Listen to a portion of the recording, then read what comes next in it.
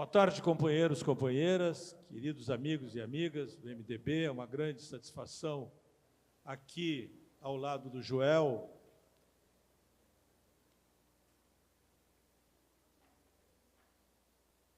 Aqui ao lado do Joel, começar essa nossa exposição a respeito da questão da governança e da inovação.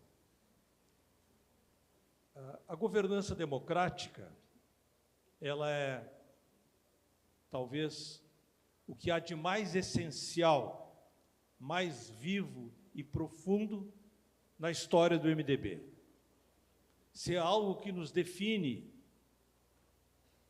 e que nos caracteriza de maneira absolutamente inequívoca, é a ideia da democracia. Mas não há democracia sem governança.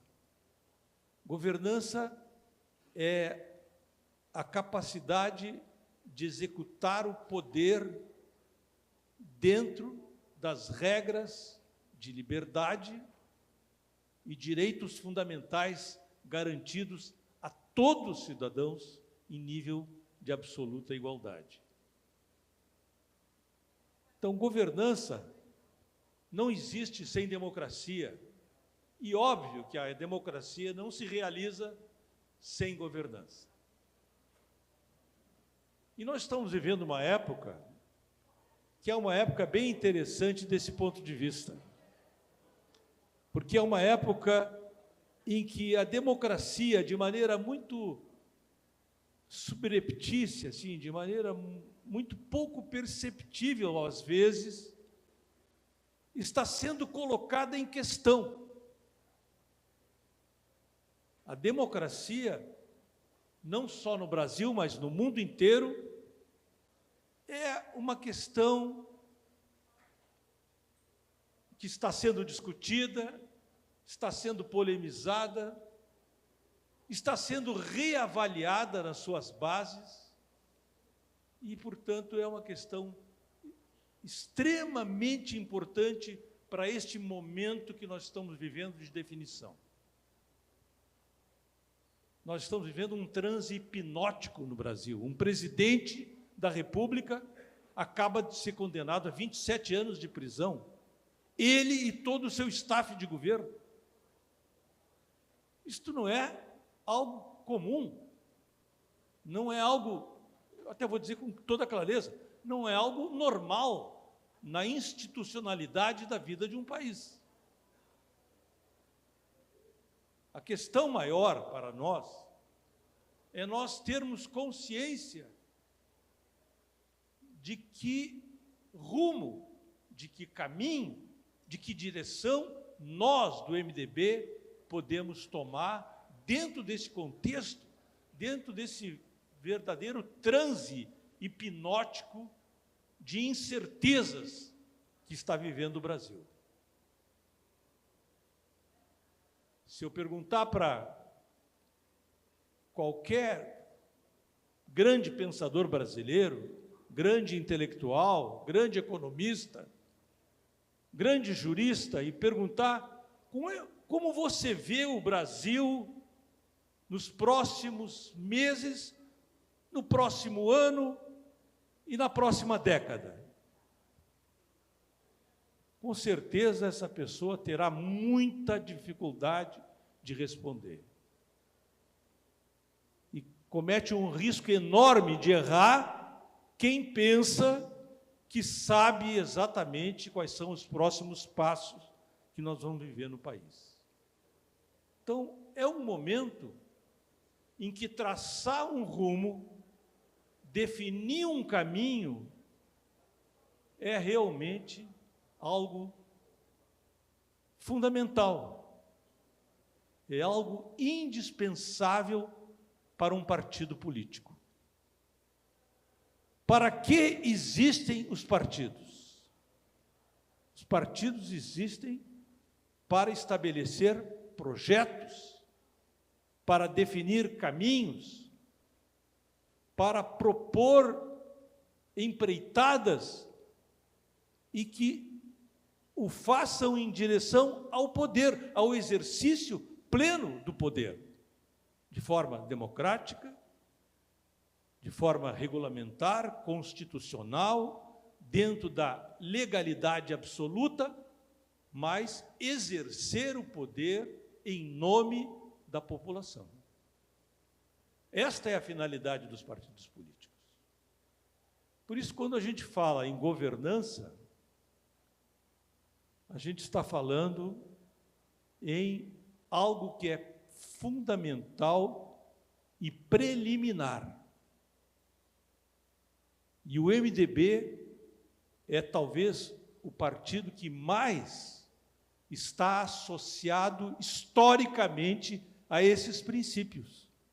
Nenhum dos demais 29, hoje temos 30 partidos, tínhamos 29, agora aquele movimento MBL acaba também de registrar um novo partido, então chegamos ao 30º partido político existente legalmente no Brasil, mas o MDB desses 30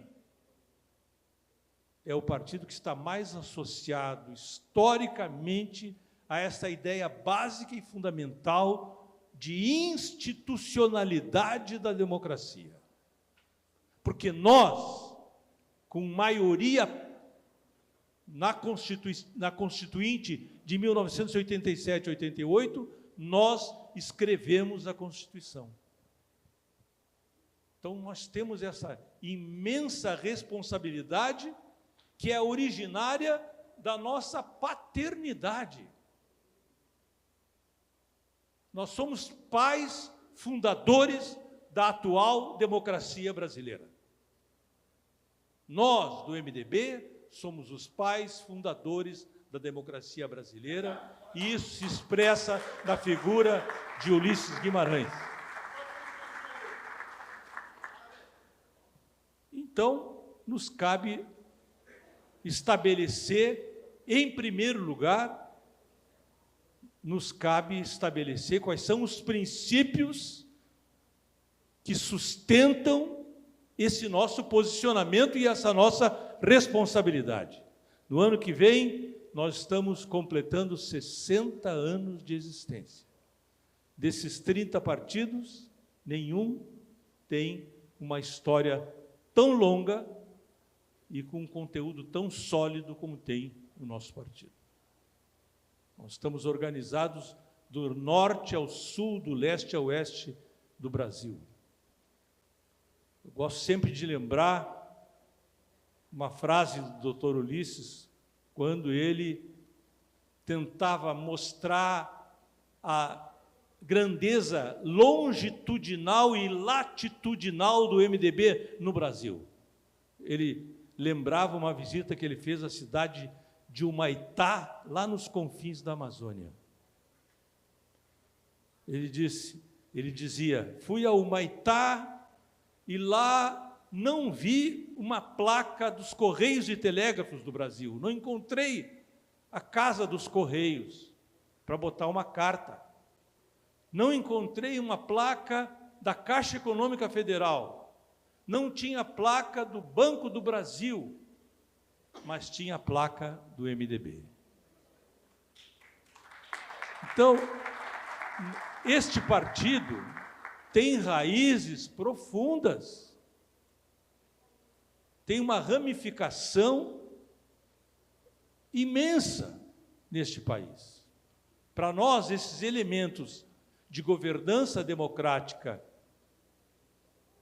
são elementos que precisam ser apropriados, definidos, assumidos e, obviamente, desenvolvidos por nós ao longo deste ano, o ano que vem, que é um ano eleitoral, e nos próximos anos, com esta nova geração de jovens que assumem a frente do nosso partido.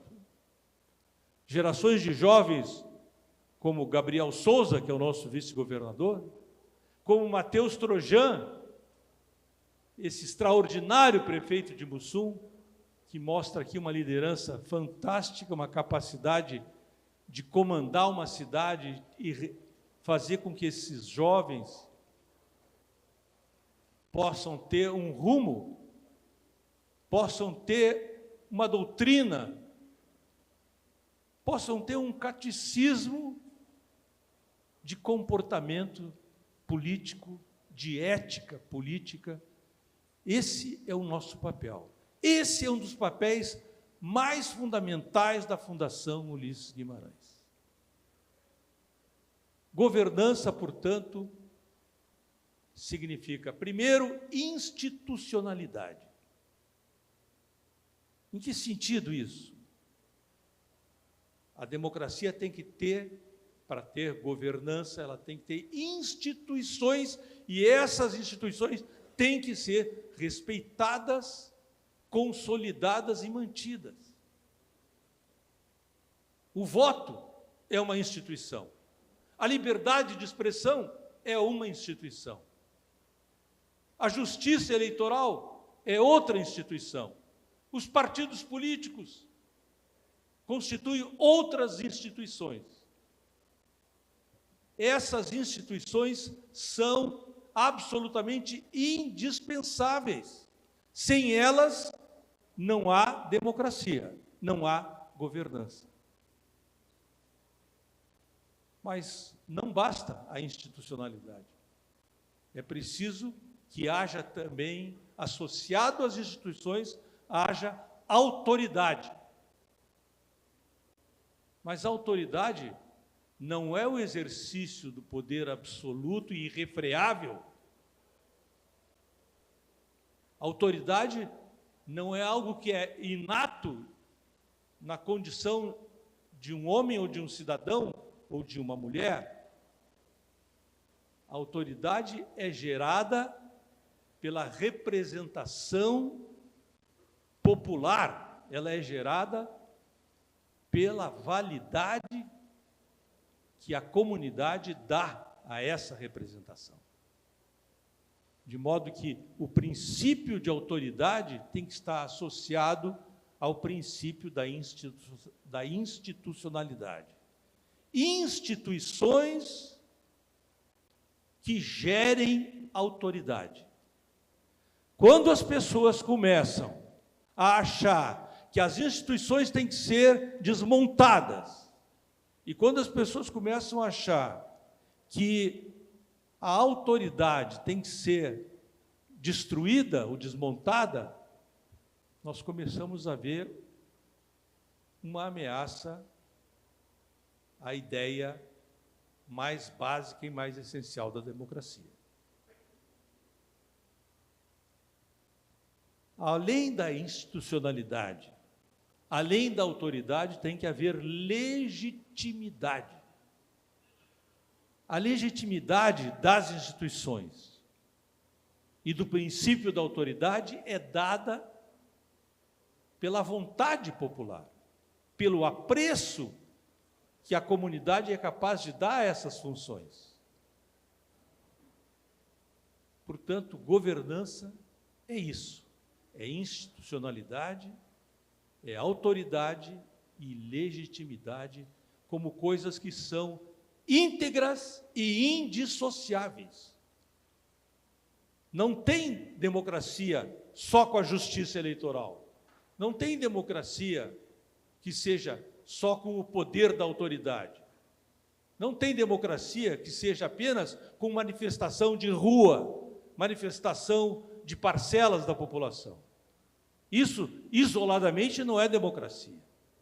Agora, quando juntamos os três elementos, algo que seja institucional, algo que seja fruto da autoridade e algo que tenha legitimidade, nós começamos a ter a democracia que nós precisamos respeitar, manter e garantir a continuidade.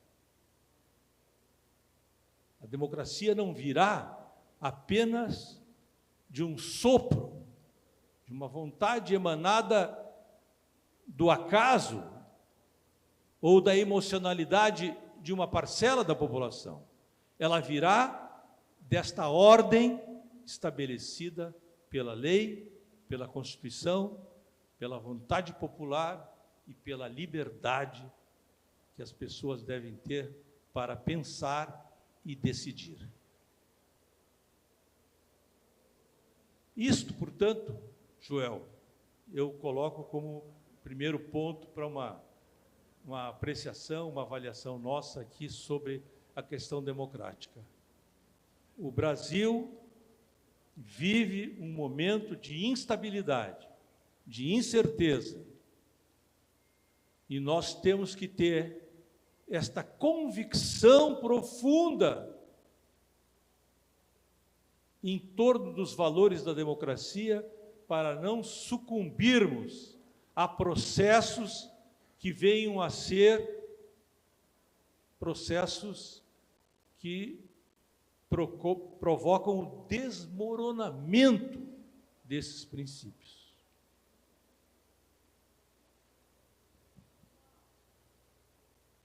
Com isso, eu passo para o outro ponto aqui da nossa apresentação. A inovação em administração pública é algo extremamente interessante. Não é obrigatório, mas é interessante e recomendável. Inovação não é uma mudança revolucionária.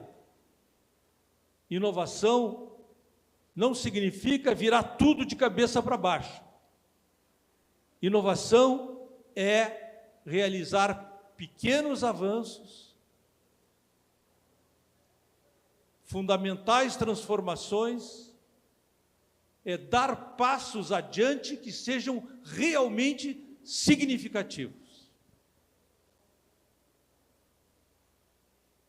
E aqui eu me reporto a uma experiência vivida no nosso governo do MDB, quando eu exercia a prefeitura.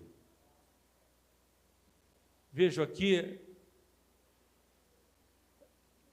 companheiros e amigos, amigas que fizeram parte do nosso governo e que tiveram também uma experiência conjunta, uma experiência comum dentro desse ambiente de inovação que nós produzimos. E nós temos essa tradição, a tradição de tentar avançar com mudança, mas, sobretudo, com respeito ao conjunto, com respeito ao contexto democrático, ouvindo a comunidade e caminhando sempre com um princípio de autocorreção, corrigindo os erros, procurando o acerto a cada passo do caminho. Assim, quando nós produzimos o programa GT Creches, nós tínhamos em mente a ideia de que era preciso fazer uma grande transformação no nosso circuito administrativo, operacional, para poder avançar. Instalamos, então, um grupo de trabalho baseado numa absoluta transversalidade. Nada era possível fazer numa prefeitura que vinha de um governo estruturado em pequenas repúblicas administrativas. Eram estruturas completamente estanques, incomunicáveis, as pessoas não se entendiam, cada um trabalhava com a sua própria característica e com os seus próprios princípios e ideias. Não é, Beth? Está aqui a Beth, que é de Mussum também, por acaso, prefeito.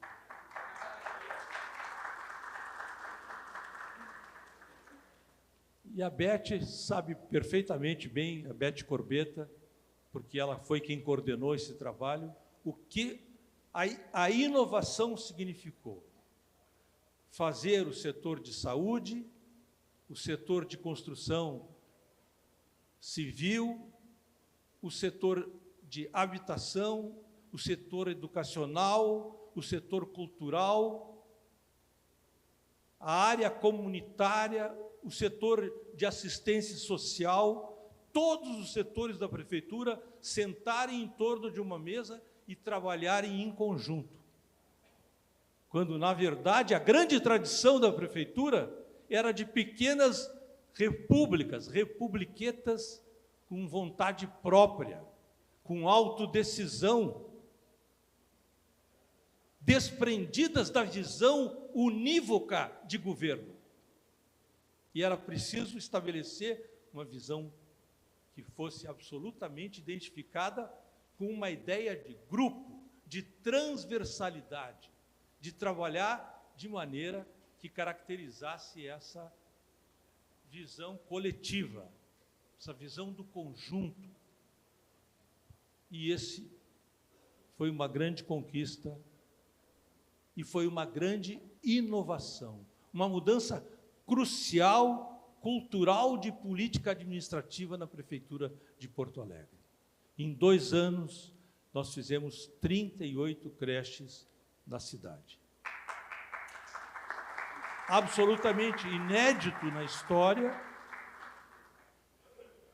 e simples, porque aconteceu por uma pequena, uma significativa inovação, governança e inovação.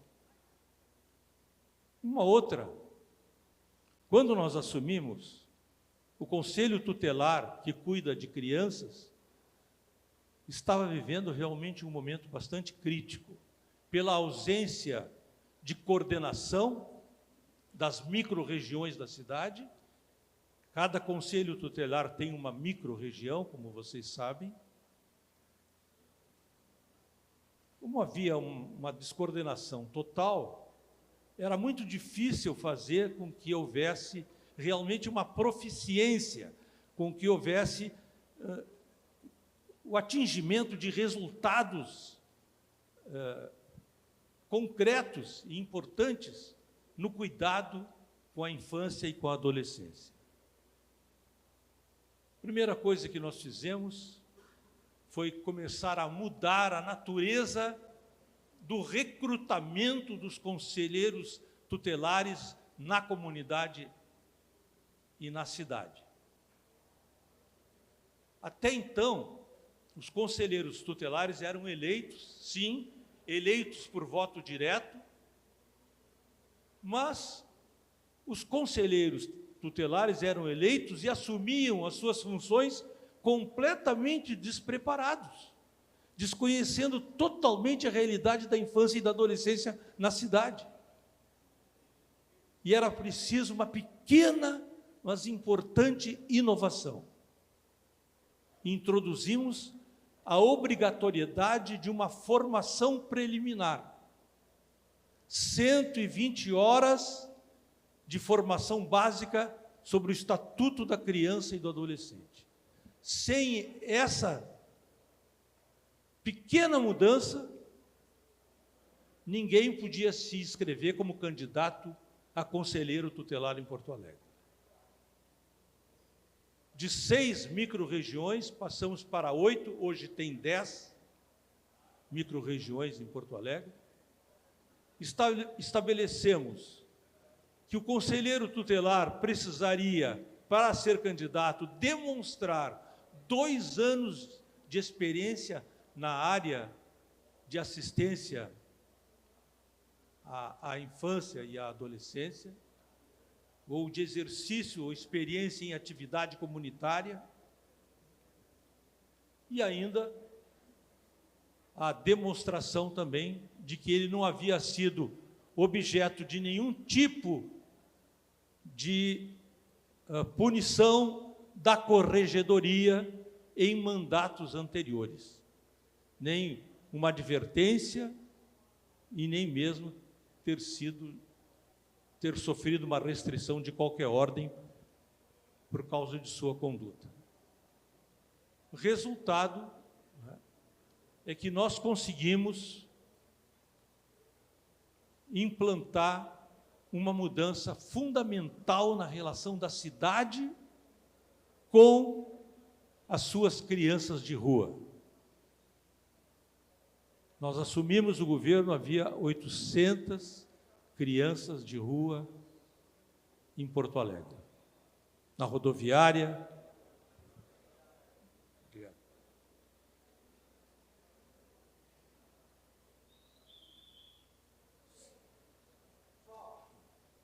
Na rodoviária, nos bueiros.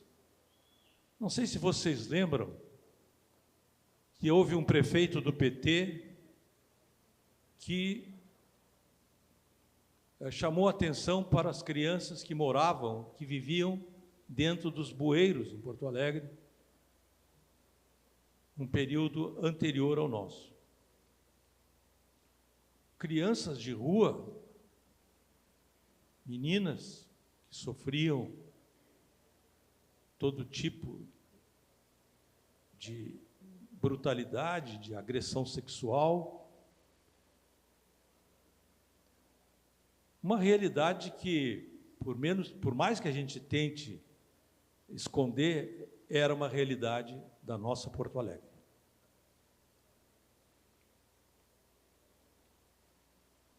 Analisando o problema com alguns profissionais da área de assistência social que conheciam o sistema adotado anteriormente ao nosso governo, havia uma visão doutrinária, uma visão assim principial, político-ideológica, que dizia o seguinte: a criança, a rua é lugar de liberdade. A rua é exercício do lúdico, da liberdade da criança. A criança tem o direito de viver na rua, de morar na rua. E isso era um argumento ideológico para não trabalhar, para não fazer o trabalho de contato e de convencimento da criança para que ela deixasse a rua e voltasse para a escola e para a família. Só que havia uma questão que nunca era considerada.